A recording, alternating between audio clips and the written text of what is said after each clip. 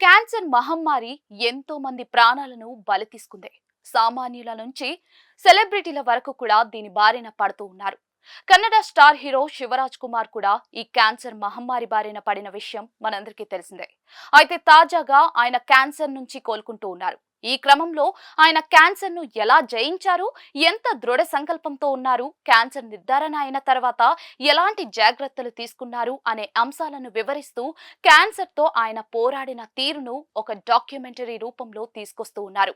Cancer మహమ్మారి బారిన పడకుండా ఎలాంటి జాగ్రత్తలు తీసుకోవాలి, క్యాన్సర్ రోగుల పట్ల ఎలా వ్యవహరించాలి వంటి అంశాలపై ఇప్పటికే చాలా మంది సెలబ్రిటీలు అవగాహన కార్యక్రమాలు చేపట్టారు.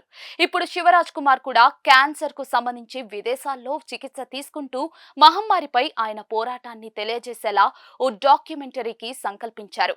ఇందులో వ్యాధి పట్ల అవగాహన కల్పించడం, బాధితుల్లో ధైర్యాన్ని నింపాలనే ఉద్దేశంతో డాక్యుమెంటరీ చేస్తూ ఉన్నారు. అమెరికాలో చికిత్స తీసుకున్న సమయంలో డాక్టర్లు నాకెంతో అండగా నిలిచారు. క్యాన్సర్ పై నా పోరును డాక్యుమెంటరీ తీస్తే చాలా మందిలో ధైర్యాన్ని పెంచొచ్చు అని వారు భావించారు. ఈ విషయాన్ని నాతో చెప్పారు అని శివరాజ్ కుమార్ చెప్పుకొచ్చారు. దీంతో సోషల్ మీడియా వేదికగా శివన్నను ఉద్దేశించి అభిమానులు పోస్టులు పెడుతున్నారు.